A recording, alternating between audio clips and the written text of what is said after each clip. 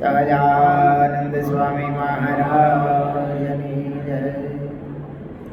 સનાતન ચંદન ચરચિત મુનિ જને પુષ્પ સૃજાલં કૃત પ્રાત સૂર્યમયુખ સેવિત મુખમ શ્રી ચંદ્રશાલોપરે તુત્વરોટક મેક પાણી તલકે પંક્ત્વાનસ્તેન મુજાનાં પ્રવિલોક સેવક ગણા વંદે સદા સ્વામિનં વંદે સદા સ્વામિનં વર્ણિવેશ રમણીય દર્શનં મંદેહાચરુચિરાનનાંબુજં પૂજિતમ સુરનરોત્તમેરમુદા ધર્માનંદનમહં વિચિંતયે. ઓમ અવતારિણે શ્રી સ્વામિનારાયણાય નમો નમઃ. ઓમ શ્રી હરિકૃષ્ણાય નમો નમઃ. ઓમ શ્રી પૂર્ણ પુરુષોત્તમાય નમો નમઃ. સહજાનંદ સ્વામી મહારાજની જય. હરિકૃષ્ણ મહારાજની જય. સ્વામિનારાયણ ભગવાનની જય. વિક્રમ સંવત 2079 તારીખ 31/10/2023 આશોવદ ત્રીજ મંગળવાર. સદગુરુ નિષ્કાંત સ્વામી રચિત નિષ્કાંત કાવ્યમાં વચન વિધિ.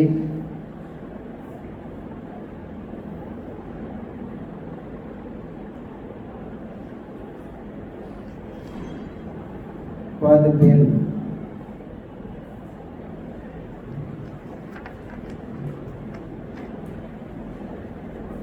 નહીં પામે પામર નર સુખ રે રહ્યા રે વાચનાથી વિમુખ રે.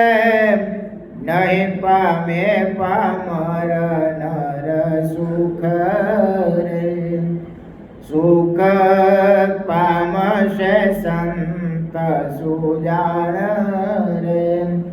જે કોઈ વર્તે છે વચન પ્રમાણ રે થઈ રહી વાલાના વેચાણ રે. નહીં પામે પામર નર સુખ રે કરું ધ્વજ પટ ઘટ મન રે. વળે જેમ વાળે છે પવન રે એમ માને વાલાના વચન રે. નહીં પામે પામર નર સુખ રે રહ્યા રે વાચનથી વિમુખ રે. નહીં પામે પામર નર સુખ રે. સ્વામી કે સુખ બધુંય ભગવાનના વચનમાં રહ્યું છે. શેમાં રહ્યું છે?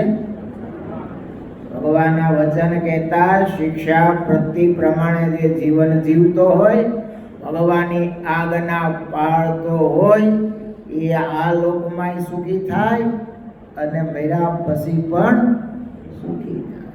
બાકી સ્વામી કે નહીં પામે પામર નર સુખ. પામર એટલે કહેતા જેને નથી કાંઈ કરવું, નથી પાળવું, શાસ્ત્રોએ કરેલી જે આજ્ઞાઓ એ પ્રમાણે જીવન જીવવું નથી અને મનમુખી જીવન જીવવું છે, સ્વામી કે એ બધાય વિમુખ છે અને ક્યારેય સુખને પામશે નહીં. સદગુરુ નિષ્કાળ સ્વામી આપણને આ લોકની દ્રષ્ટિએ દેખાતું સુખ એ સુખની વાત નથી કરતા હો. સ્વામી શાશ્વત સુખની વાત કરી છે. કયા સુખની? શાશ્વત સુખ કે જેનો કોઈ દિવસ વિનાશ નથી, એ ક્યારેય ખૂટતું નથી અને એમાં ક્યારેય દુઃખની કોઈ પણ પ્રકારની સંભાવના નથી. આ લોકનું સુખ છે ને, આપણે ઘણી વખત વાત કરી છે, આ લોકનું જે કાંઈ સુખ દેખાય છે એ દુઃખ વિનાનું હોય જ નહીં. જ્યારે સ્વામી જે સુખમાં લઈ જવા માંગે છે એ શાશ્વત સુખ છે, અક્ષરધામનું સુખ છે, મહારાજની મૂર્તિનું સુખ છે. એટલું દિવ્ય અને ભવ્ય છે કે એમાં ક્યારેય કંટાળો આવતો જ નથી. તમે કલ્પના કરો, યુગોથી મુક્તો મહારાજની મૂર્તિના મટકું માર્યા વિના દર્શન કરે છે. સુખ આગળ થતું છે. એવું લખ્યું છે હરિલીલામૃતમાં કે જ્યારે મુક્ત મહારાજના દર્શન કરે ત્યારે પંચાય ઇન્દ્રિયોના સુખ એક સાથે આવે. આપણને ખાલી એક ઇન્દ્રિયનું સુખ હોય તો એમ થાય કે ઓહ આજ તો બહુ આનંદ આવ્યો, સારું ભાવતું ભોજન મળી ગયું હોય, ભીખા હોય અને ભાવતું ભોજન મળી જાય એમ થાય ઓહ આજ તો મજા આવી ગઈ. તો સેજે આનંદ થાય. એક ઇન્દ્રિયોનું ખાલી સુખ, આ તો પંચાય વિષયના સુખ એક સાથે આવે છે. અને કેવું સુખ પાછું, નાશ પામે એવું નથી હો. એ આ લોકનું સુખ તમને થોડીક વાર સત્તા મળે, સંપત્તિ મળે. આ રાજકારણીને ખબર નહીં હોય કે આપણે મુખ્યમંત્રી વધી 5 વર્ષ રહી તો સારા કામ કર્યા હોય, નામ ના હોય તો વધી 10 વર્ષ, 15 વર્ષ, 20 વર્ષ, ક્યાં સુધી? એને બીક કેટલી કે આવતા 5 વર્ષે હવે શું થશે, સામે કોણ ઉભો રહે છે, જીતીશું કે નહીં, આપણી સત્તા રહેશે કે નહીં, સરખું ચાલશે કે નહીં, એ હવે દુઃખ લાગે છે તમને. સુખ સામે દુઃખ તમે જુઓ કેટલા. આ તો હું દ્રષ્ટાંત એટલા માટે આપું છું, નરી આંખે આપણને દેખા. બાકી બધામાં એમ છે, તમે રૂપિયા કમાતા હોય એમ લાગે શેના માટે કમાવતા હોય? સુખી થવા માટે ને. સારો બંગલો બાંધીશું, સારી ગાડી લેશું, અમુક નક્કી કર્યું હોય ત્યાં આપણે ફરવા જશું. શેના માટે? પૈસા કમાવશું સુખી થવા માટે. શેના માટે? સુખી. પણ તમે આશ્ચર્ય જોયું, જેમ જેમ વધુ પૈસા મળતા જાય ને એમ માણસ વધુ દુઃખી થતો જાય. એની સાચવવાની વ્યવસ્થા કરવાની. સામે તમે ફેક્ટરી જ નાખ્યું હોય, સામે બીજો નાખી કોમ્પિટિશન થાય તો એને સાથે હરીફાઈમાં ઉભું રહેવાનું. પાછા બીજા ઉપાય કરવાના કે આ ધંધો બદલી આ ધંધો કરો. પૈસા કમાવા માટે અને કમાયા પછી ટકાવી રાખવા માટે કેટલો ઉદ્યોગ કરવો પડે. ભગવાનની મૂર્તિનું સુખ એવું નથી, એની સામે કોઈ કોમ્પિટિશન નથી.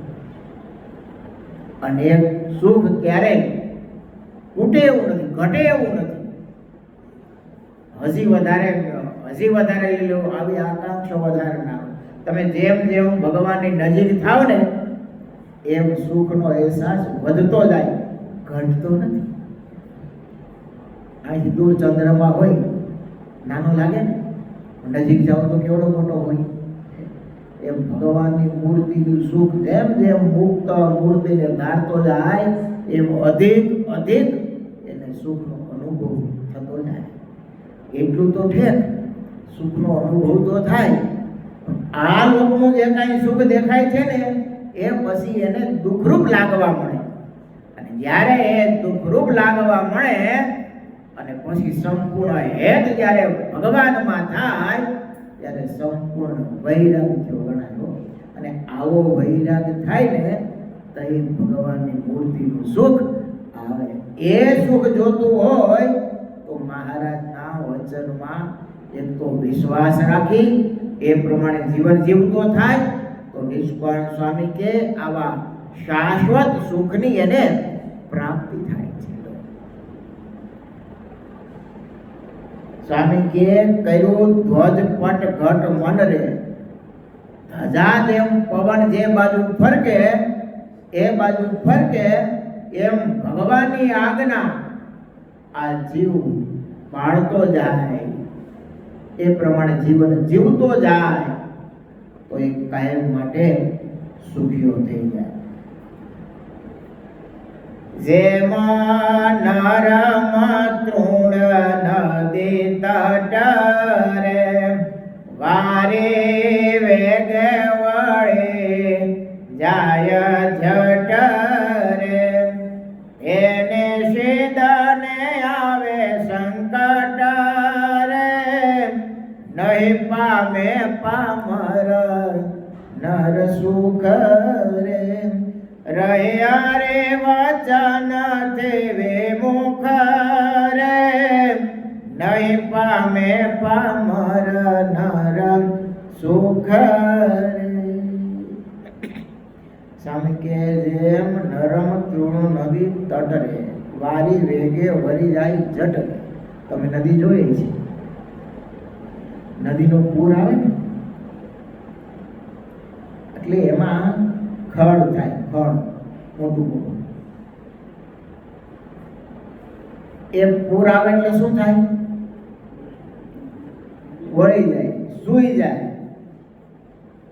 પણ બાવળિયાના ઠૂઠા હોય કે બીજા ઝાડવા હોય એ અટલ થઈને ઊભા રહે કે અમારે વળવું નથી એમ, તો શું થાય ખબર છે?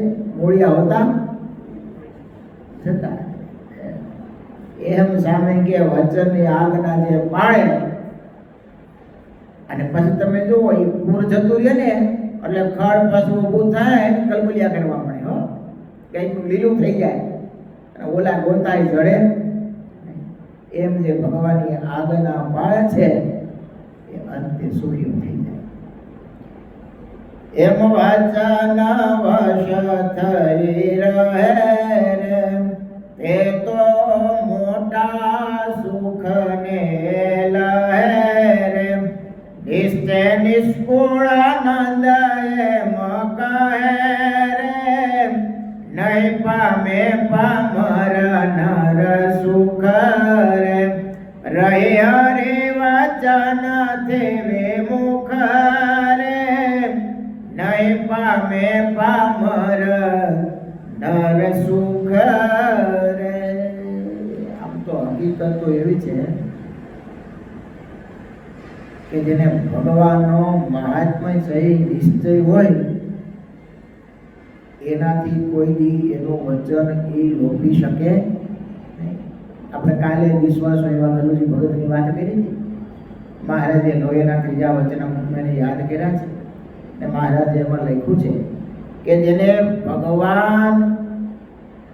ભગવાનનો નિશ્ચય મહાત્મ્ય સહિત હોય એ ભગવાનના વચનમાં ક્યારેય ફેર પાડે નહીં. જેમ કહે એમ જ કરે, એનાથી ઉપર ક્યારે જાય જ નહીં.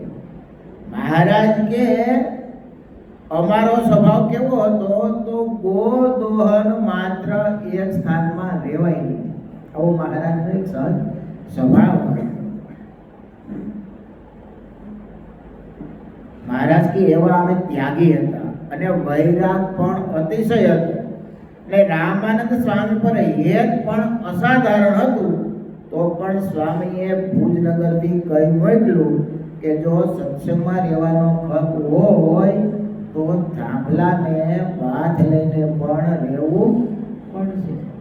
એમ મયારામ ભટ્ટે આવીને કહ્યું ત્યારે મહારાજ કે અમે થાંભલાને બાથ લીધી.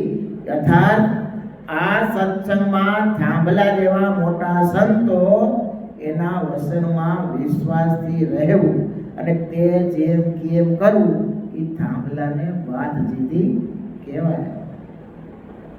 મહારાજે તો હાસીને ઉપાધિ થાંભલાને બાથ દીધી હો. પછી મયારામ ભટ્ટે કીધું એમ નહીં. તો કે કેમ? તો કે થાંભલા જેવા મુક્તાનંદ સ્વામી એ જે કે એમ કરવું એ થાંભલાને બાથ દીધી કહેવાય. અને પછી મહારાજ કે અમે 9 મહિના સુધી રામાનંદ સ્વામી મળ્યા નહોતા. એ પહેલા મુક્તાનંદ સ્વામી જેમ કે એમ તમે જુઓ આવા મોટા ભગવાન સ્વતંત્ર છે છતાંય આપણને કેવું શીખડાવે છે. આપણે કહેવાય ને કે જીવનથી જીવન ઘડાય. હવે ક્યાં એના રૂવાડામાં આનંદ કોટી બ્રહ્માંડો ઉડતા ફરે છે આવડા મોટા પુરુષોત્તમ નારાયણ, અને ક્યાં તમે જુઓ મુક્તાનંદ સ્વામી, એ મુક્ત જ કહેવાય ને, પણ છતાંય તમે જુઓ મુક્તાનંદ સ્વામી કે વર્ણિત તો કે હા આજે કાવડ માંગવા જાઓ, ભિક્ષા માંગવા જાઓ. તો જો હમણાં કડાયા નથી, છાણા નથી, છાણ લઈ આવો જાઓ, તો ગોબર ભેગું કરવા છે. તમે કલ્પના કરો આવડા મોટા ભગવાન હવે ગામમાં જઈ અને છાણ વીણે છાણા થાપે, કાવડ લઈને માગવા જાય. અનંત કોટી બ્રહ્માંડના જીવનું ભરણ પોષણ કોણ કરે છે? મહારાજ કરે છે. અને સેવા કેવી કરે છે? એ ધારે સંકલ્પ કરે તો ભલે હાજર ન થઈ જાય, ઓટોમેટિક ન થઈ જાય. તમે જુઓ તો ખરા એ લીલા કેવી અદ્ભુત કરે છે. એ છાણ લેવા જાય, હવે ગામમાં ભેંસે કે બળદે પોદળો કર્યો હોય તો એ બેનો કાંઈ નાની નાની દીકરીઓના હાથમાં આવવા દે નહીં. તો મહારાજ પછી સુંડલો થાકી ગઈ એટલે ઘડીક કાંઈ દોડે પછી ઘડીક બેહે. પણ આ તો ઐશ્વર્યના ભંડાર કહેવાય, ભગવાનને ક્યાં વાર છે? તો પેલી છોકરીઓ આમ છાણ લેવા જાય તો પોદળા નીચે આખું બ્રહ્માંડ દેખાય, અને પોદળો મૂકીને ભાગે અને ભગવાન ભેળો કરીને આવતા. પછી તો એવું થઈ ગયું કે હજી તો મહારાજ આમ સુંડલો લઈને આવતા હોય ને ત્યાં બધા છોકરીઓ ભાગવા મળે, ગાળો સજુદા થાય. મહારાજ છાણ બધું ભેગું કરીને આવતા. કેવી લીલા અદ્ભુત કરી તમે જુઓ. એના કરતાંય એને સત્સંગનો ખોફ કેવો. મુક્તાનંદ સ્વામી જેમ કે એમ કરવા. આ બહુ અઘરું છે હો. આપણે સારામાં સારા સાધુ કહેવાતા હોય, સારામાં સારા એકાંતિક હરિભક્ત કહેવાતા હોય, પણ મનનું ધાર્યું મૂકવું એ કઠણમાં કઠણ છે. તમે નક્કી કરો કે મારે 24 કલાક બેઠા માળા કરવી છે, મને કોઈ બીજે ક્યાંય માનવું નથી, એકીટસે મૂર્તિ જોવી છે તો થઈ શકે. પણ એ તમે નક્કી કર્યું કે આખો દી મારે પાઠ કરવા બેસવું છે, આખો દી માળા કરવી છે, અને કોઈ સાધુ કોઈ હરિભગત કે ભગત એ થોડુંક મંદિર માટે થોડુંક કામ છે, વસ્તુ લેવા જાવી છે, મારી સાથે આવશો, જરૂર છે. સરળ હોય ને તો કહી દે આ મંદિરનું કામ છે, આવું નહીં તો તરત એવો મેં તો નક્કી કર્યું આજ સવારથી સાંજ સુધી ઘરનું કુટુંબ પરિવારનું સગા સંબંધી આવે છે, મારે અહીંથી ઉઠવું તૂટી મરે ને તોય મેર ન પડે. આ તમને કહી દઉં, રૂમમાં બેહીને હજારો કલાક સુધી એક તો ધ્યાન કરે ને તોય સેટ ન થાય. એ ભગવાન કઈ એવા નથી પકડાઈ જાય. મોટાના વચને થોડું કરે કામ થઈ જાય, કામ થઈ જાય. નાનો અર્થ એવો નથી હો પણ સાધના કરવી નહીં, રાહ જોઈ કે આપણે કહ્યું કે કરવું નહીં, હાલો આ તો હારે મોકળો માર્ગ મળી જાય. ઘણા તપ ન કરવું હોય ને તપ, એટલે પછી કથામાં વાતો કેવી કરી ખબર? ભગવાન નિષ્ઠા રાખવી. શું કરવી? ઉપાસના રાખવી. ખોટા કાંઈ કરવું નહીં નથી. આઈસરો રાખો, આઈસરાથી કલ્યાણ થઈએ જેનાથી. હવે રોહ તારો આઈસરો હોય તો એ કેમ ન થાય, એને વાલું હોય ન થાય. મહારાજને હું વાલું હતું? ભજન તપ વાલું હતું તો એ ન થાય. આઈસરો કોને કહેવાય? એ રાજી થાય ઉપર એને આઈસરો કહેવાય. પણ તમે જો કથામાં આમ તમે વાતો કરે મજા આવે. જે જેનું અંગ હોય ને એ પ્રધાનપણું દેખાય. નિષ્કાળ અમે લખ્યું છે જેવી જેની રુચિ એવો અભિપ્રાય. આમાં કંઈ કરવાનું નહીં ને,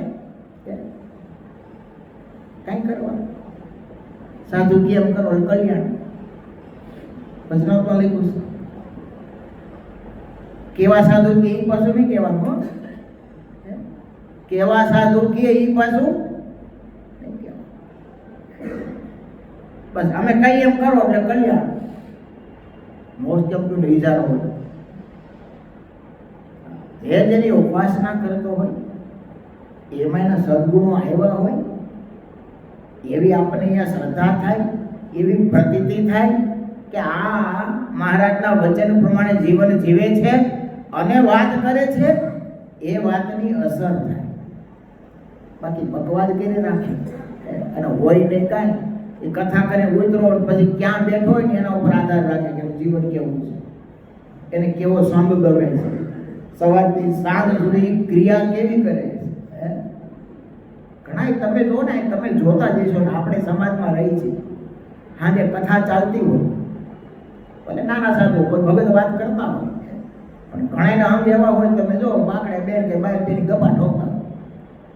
આ જ ધંધો એને શું કરવા ખબર છે આવું છે, એ બિચારાને ખબર નથી.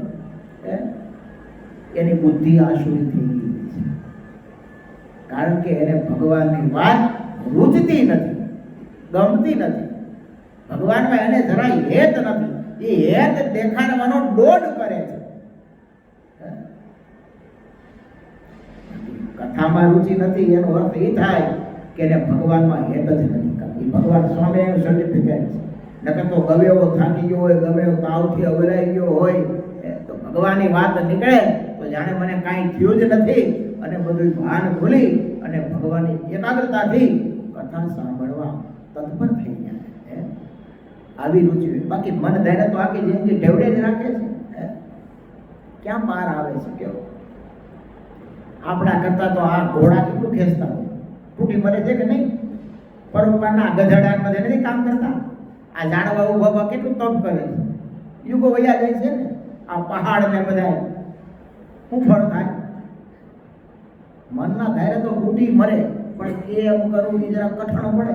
આપણે ધાર્યું ને કે હવાને વહેલા ઉઠીને આમ કરવું, પણ કોક સાધુ કે કોક હરિભક્ત કે ભગવાન એ તમારે હમણાં આ નથી કરવું. આવો સામે એ તો મારો વર્ષોથી નિયમ છે, બાપ દાદાનો એવું કોઈ પાછું વર્ષોનો અમારો ક્રમ છે. ક્રમ નો તૂટવો જોઈએ. કેવો? આનો અર્થ એવું નથી કે ન કરવું, 100% કરવું, નિયમથી બધું થાય, પણ એમાં જડતા લાભ ક્યાં છે એ જોવું. અને ગુરુદેવ શાસ્ત્રી મહારાજ તો ત્યાં સુધી કહેતા કે મનનો બધી વિશ્વાસ કરે. આનો અર્થ એ થાય કે મન તૈયાર ક્યારે ન કરે, બહુ અઘરું છે મૂકવું. હો બહુ કઠણ પડે. મહારાજનો સ્વભાવ કેવો ત્યાગી હતો, બહુ દોહન માત્ર એક જગ્યાએ રહેવાય નહીં. પણ મહારાજ કે અમને સત્સંગનો હક હતો તો એ બધાનો ત્યાગ કરી અને આ મુક્તાનંદ સ્વામીએ જેમ કીધું એમ અમે કરવા તત્પર થઈ ગયા. આવું શીખડાવે છે આપણને. મહારાજ તો યોગ શીખીને આવ્યા હતા ગોપાળીઓની પાસે. નો એ વડલાની છે બે નાખોથી ધ્યાન કરે સુખમાં આવે. અને મહારાજ તો એ તો સહજ સ્વભાવ હતો, ચાલ્યા જતા હોય તો નાસિકા દ્રષ્ટિથી ચાલ્યા જતા, એકાગ્ર દ્રષ્ટિ રાખતા. છતાંય તમે જુઓ સત્સંગનો ખપ હતો, મહિમા હતો, ભાવના હતી, સંતોમાં સાચું હેત હતું. કેવું હતું? સાચું હેત હતું. બાકી પગે બધાને લાગતા હોય તો એમનું માનું કે પગે સંતોને લાગે, દંડ કરે એટલે હેત ઉભરાઈ ગયું. ના રે ના, તો વેગ છે. અહીંયા આંગળી પગે લાગતો ને આમ બાકડે ને કે બોલે સાહેબ એ બરાબર આંગળી પગે તો લાગ્યો ને, વાકો છે ને માટે વેડો પગે લાગવું, દંડવટ કરવા ને ખુદણી કરવી, આ બધું છૂટે. આ સત્સંગમાં બે હતું, પણ આવા હોય ને સત્સંગમાં આવે નહીં. તકલીફ આની એનાથી મોટું આ બોલા હરફ નો ઓલા ખબર છે આગળ ઉપર ઝાડના હિમાલયમાં બહુ ઝેરી સરફ થાય, એને બહુ ગરમી અંદર થાય ને એટલે પછી ઝાડવે ચંદના ઝાડવે વીટાય તો ખરા, પણ મોઢું શું કરે? આગું રાખે. જો અડાડે તો ઝેર ઉતરી જાય. એમાં આપણા સત્સંગમાં બધા આવા બહુ હોય. સાધુને પગે લાગે, ડગવડ કરે, માથાએ ટેકાવે, હાથે જોડે, એમ લાગે ઓ આ તો હારો ભગત થઈ ગયો, આને બહુ મહિમા હો. ઈનો એ પાછું બાકડે બે ઈ સાધુને આ સ્વામી હવે એ જોયા આવે, ભલે પ્રદક્ષિણા કરે, ભલે ધ્યાન કરે, હવે ધ્યાન કાંઈ એ આવું શરૂ કરે. આવો અનુભવ તમને એ છે. આવાથી 5 ફૂટ આમ માટી દૂર રહેવું. આવા હોય બધા. ભગવાનની કથા ચાલતી હોય અને ગપ્પા મારવાનું મન થાય. પૂર્વના ક્યાં ભવના પાપાડા આવે કે આવી કમજવું છે અને એક દિવસ થોડું કાયમનું બસ આ ધંધો. એટલે આવા સ્વભાવ હોય ને તો એને ટાળવા. એ સ્વભાવ આ સત્સંગમાંથી ટળે. અને જોવું તો શ્રીજી મહારાજે બહુ સ્પષ્ટ લીધું કે પોતે પોતાને જોવું, બીજાને ન જોવાનું. અવગુણ કંઈ જોવા હોય ને અભાવ તો આપણે અંદર ડોબ્યું ગાડવું. એનામાં તો આ ગુણ છે, મારામાં છે કે નહીં? હું એટલાથી સત્સંગ કરું છું, મને ઘર સુધીમાં સત્સંગ છે, મારા બાપ દાદાનો વારસો છે, તો મારામાં શું આવ્યું, કેટલા સદગુણો આવ્યા એ પણ જોવું ક્યારેક ક્યારેક. અને ન હોય તો એવા ગુણ કહેવાનો પ્રયત્ન કરો, પુરુષાર્થ કરો. મહારાજે કોઈ એક સ્વામિનારાયણનું નામ લેતો હોય ને એના માટે એ નમન કરવા યોગ્ય હોય છે. તો આપણે તો ભગવાનના ભગતના સમુદાયમાં રહે. ઉપરની પ્રકૃતિ જોઈ, નાના મોટા સ્વભાવ જોઈ અને કોઈ ભગત હોય કે સાધુ હોય એનો ક્યારેય અભાવ કે અવગુણ આવવા દેવો નહીં. જો તમારે આ દેહ કરી અને છેલ્લો જન્મ કરી લેવું હોય તો, બાકી બુદ્ધિના દોડમાં કેટલાય ગોથાઈ ગયા નરકને માર્ગે જતા ઘણા સંતોએ જોયા છે અને એવા ચરિત્રો લખાણા છે. મોટા મોટા હતા, સ્થિતિને પામ્યા છતાંય મોટાના દ્રોહ ચાલુ કર્યા તો કઈ ઠેકાણા રહ્યા નથી. અરે સ્વયં શ્રીજી મહારાજ આપણને શીખડાવે છે, એક દંડ વધારે કર્યો. સુકાની સ્વામી કે મહારાજ આ એક દંડ વધારે કેમ કર્યો? મહારાજ કે જાણે અજાણે મન કર્મ વચનથી કોઈનો દ્રોહ ન થઈ જાય એના નિવારણ માટે કર્યો છે. હવે ભગવાનને કોનો દ્રોહ થવાનો હોય ભાઈ? કર્મ કઈ ભગવાનને લાગે? છતાંય તમે જુઓ આજ્ઞા પાછી કરી કે જે અમારો આશ્રિત હોય પૂજા કરતો હોય એને પણ હાથ જોડી એક દંડ વધારે કરી ભગવાન પાસે પ્રાર્થના કરી, હે મહારાજ મન કર્મ વચને કરીને કોઈનો અપરાધ દ્રોહ થઈ ગયો હોય તો માફ કરજો. તો જાણીએ તો કરવાની વાત જ ક્યાં? એ બધું આ સત્સંગમાંથી શીખવા મળે છે. આપણે વાત કરતા હતા ગલુસિંહ. એકવાર મહારાજ ફરતા ફરતા ઉમરેઠ બાજુ જવા નીકળ્યા છે. ગલુજીને મનમાં વિચાર આવ્યો, સમાચાર મળ્યા કે મહારાજ અહીંથી નીકળવાના છે. મેલાજીને બધા ભાઈઓ ભેગા થયા, નક્કી કર્યું કે મહારાજને આપણે આમ હવે જવા દેવા નથી. પણ હવે ઘટના એવી ઘટી, એની મા જીસીમાં હતા, એ બહુ બીમાર, બહુ દવા કરાવી, વેદોને બતાવ્યું, ડોક્ટરને બતાવ્યું, પણ બધાએ હાથ ઊંચા કરી દીધા કે માજીની થાય એટલી સેવા કરો. એ આ 1-2 દિવસના મહેમાન છે, હવે જાજુ રહેશે નહીં. ડોક્ટરે આમ કહી દીધું. મહારાજ આવવાના સમાચાર મળ્યા. સંતો પાર્ષદો સાથે મહારાજ ઉમરેઠ જવા નીકળ્યા છે. એના રસ્તામાં ડલુસરથી નીકળવાના છે. મેલાજી ભાઈએ ગલુજીને વિચાર કર્યો, મહારાજ જેવા મહારાજને સંતો પાર્ષદો સાથે આવે છે તો મહારાજને આપણે કોઈ શ્લોકમાં રાત્રિ રોકવા છે, જવા દેવા નથી. હજી આમ વિચાર કરે છે કે આ બાજુ જીજીબા એટલા માતાજી અને એક દંડો શ્વાસ શરૂ થયો. કીધું કે કલાક 2 કલાકમાં ઘડી બગડીમાં વ્યા જવાના. અને થયું એવું, ભગવાનની ઈચ્છા, માજીએ દેહ છોડી દીધો. હવે મૂંઝાણ, હવે શું કરવું? મહારાજ તો આવવાની તૈયારી કરી રહ્યા છે, હવે શું કરવું? છતાંય નક્કી કર્યું. ભેગા ભાઈઓ ભેગા થયા અને કીધું, જો આપણે કોઈને જાણ કરવી નથી. હવે માજી ગયા છે કઈ પાછા આવવાના નથી. અને એ કીધું બધાને જવાનું છે, પણ મહારાજ ફરીને ક્યારે આવશે? આટલા સંતો, આટલા પાર્ષદો એ આપણા ગામમાં ક્યાંથી? એક કામ કરો, માજીને આપણે 2 માળીનું મકાન ત્યાં રાખી દઈએ, સુડાવી દઈએ. મહારાજ જાય પછી આપણે બધું વિધિ કરશું. નાઈ ધોઈને નવા કપડાં પહેરી ભર વળનારો બોલીએ તો એને આમંત્રણ દીધું કે અમારા મહારાજ આવે, સ્વાગત કરવું છે. આ બાજુ માજી ધામમાં જતા રહ્યા છે, ઘરે સુવડાવ્યા છે. ગલુજી આવ્યા છે, થોડાક ભક્તોને ભેગા કર્યા છે. ગામ અને ગુંદરે મહારાજ આવવાની રાહ જોવે છે. ઢોલ જાન વગાડા ભેટ્યું એવું ગામડાની રીત રિવાજ પ્રમાણે કે તો મહારાજ સંતો પાર્ષદો પધાર્યા છે. ભાવથી મહારાજનું સ્વાગત કર્યું છે. પહેલી પધરામણી ગલુજીએ કરાવી છે. વિશાળ શોકમાં સભા થઈ છે. મહારાજે ખૂબ નાની વાતો કરી છે. મહારાજને કીધું, મહારાજ આજ તો તમારે અહીંયા રાત્રિ રોકાવાનું. મહારાજ કે અમારે ઉભરેડ જવું છે. હું તો નહીં મહારાજ, આજે અમે જવા નહીં દઈએ. એક વેપારી ત્યાંથી સીધું સામાન્ય વ્યવસ્થા કરી. એક ભૂદેવ હતો, એના ઘરે સંતો પાર્ષદોને મહારાજને ભાવથી જમાડ્યા. સાંજે પણ વિશાળ સભા થઈ. ગામ લોકો ભેગા થયા છે. પધરામણીમાં આમંત્રણ દેવાના છે. ઘરે ઘરે મહારાજ પધરામણી કરે છે. હવે ગામ લોકો કુટુંબ પરિવારને થોડો ખ્યાલ આવ્યો કે ગલુજીના મા ગુજરી ગયા છે અને આણે બધા સાધુને જમાડ્યા. બીજે દિવસે મહારાજ તો વડાવવાની તૈયારી કરે છે. એટલે આ બધીના કુટુંબ પરિવારમાં મહારાજ હતા ત્યાં સુધી તો વાંધો આવ્યો નહીં. બીજે દિવસે મહારાજને વડાવવા માટે ધામ પાછળ સુધી ગયા છે. એટલે મહારાજે ઈશારો કર્યો. અંતર્યામી ભગવાન તો બધું જાણે છે કે ગલુજીને કીધું, ગલુજી એ હવે બીજે ક્યાંય ખોટી થતા નહીં, સીધા તમે ઘરે જઈને માજીની જે કઈ ક્રિયા કરવાની છે એ કરજો. લોકોને ખબર પડી, જો આ તો ભગતનો કહેવાય છે અને સુતેકનું સાધુને જમાડ્યા. આને તો બહુ મોટું પાપ કર્યું છે અને આવા પાપી જીવને આપણા ગામમાં રહેવા ન દેવાય અને ગામમાંથી કાઢવા. માણસો તો તમને જોવું એ પાસે નજીક ના જતા હોત ને એને જે કોઈ ભીડો કે આ વાત સાચી, સુતેકનું પા સાધુને ભૂલમાં જમાડ કીધા વગેરે જમાડી દીધું અને આપણે આને રખાય નહીં. આવ્યો બધો એ બની લીધા ખાવા. માણસો આવ્યા કે હાલો તપાસ કરો અને માજી ખરેખર વ્યા ગયા છે.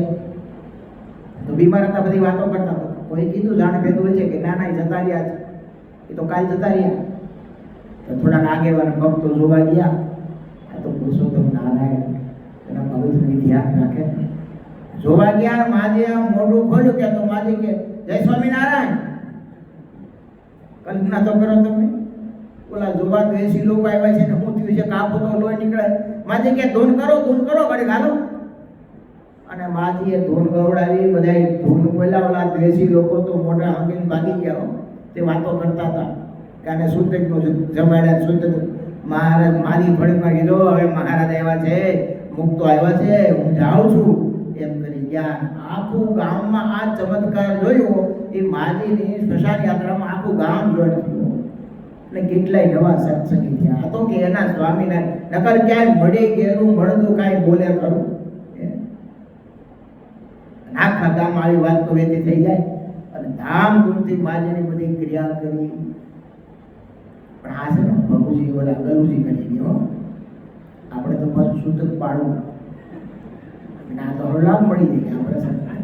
આપણે અપવાદ રૂપ હોય ભગવાનમાં એને હેત અપાર હતું અને ભગવાને એને એવું ફરજો આપ્યો. આપણને આપે કે નહીં આપણે જોવું જોઈએ. એટલે શુદ્ધ પાડવું ભાઈ શાસ્ત્રની આજ્ઞા છે. બારોબાર ન કરવું. નકર એમ થાય કે આપણે હરિભગતને હું વૃત્તક લાગે. આપણા બાપા તો અક્ષરધામમાં ગયા. ક્યાં? ભલે અક્ષરધામમાં ગયા. મારી શિક્ષાપત્રીમાં લખ્યું એ પ્રમાણે વિધિ થતો એ પ્રમાણે કરવું. આ તો ગલુજી હતા. પણ કેવો પ્રેમ હોય છે, કેવો ભાવ હોય છે, કેવી ભગવાન પ્રત્યેની નિષ્ઠા તમે જુઓ કે મહારાજને આપણે અહીંથી જવા દેવા નથી. આવા પ્રેમી ભગત, આવા વચન પાલક, આવા દઢ નિષ્ઠાવાળા એ ગલુજી હતા. એના જીવનમાંથી બસ આવા ભક્તોના જીવનમાંથી આપણે શીખવાનું કે એને ભગવાનમાં વચનમાં કેવો વિશ્વાસ હતો, એને કેવી દઢ નિષ્ઠા હતી. આવા ભગત આપણે થવું છે. કામ ગપોટા મારતા હોય, બીજાની ખોદણી કરતા હોય એવા ભખડ આપણે થવું નથી. એવાનો સંગ આપણે કરવો. રોજ ભગવાનને પ્રાર્થના કરવી, હે મહારાજ સંગ દેજે, સાચાનો રંગ દેજે. તારાથી દૂર લઈ જાય એવાનો સંગ અમને ન આપે. એ કોઈ સાધુની, કોઈ હરિભગતની કોઈ નબળી વાત કરે ને તો સાંભળવી જ નહીં. બને તો એના મોઢા પર ઝડકી દઉં, ભાઈ રહેવા દે, અમે ઓળખી, તને ઓળખી છે ને એને ઓળખી. તો આ બીજી વાત કઈ, સત્સંગની કઈ વાત કઈ, અને છતાંય આપણું લાગે કે આપણું માન્ય નથી તો એમાંથી આગળ જય સ્વામિનારાયણ ભગત રાજી લઈ ગયું કે આપણે બચી જવાય. આખી પૃથ્વીમાં જંગલમાં હેલા જતો હોય ને, કાંટાવાળો રસ્તો હોય ને તો એમ વિચાર ન કરે હાલો ને કાંટા વીણી વીણી સાફ કરી પછી હાલ પગમાં પગરખા પહેરી નીકળી જાય. કે આ તો જગત આખું આવું ભર્યું જ છે. એકને મૂકશો બીજો જાગ્યો છે, બીજાને મૂકશો ત્રીજો જાગ્યો છે.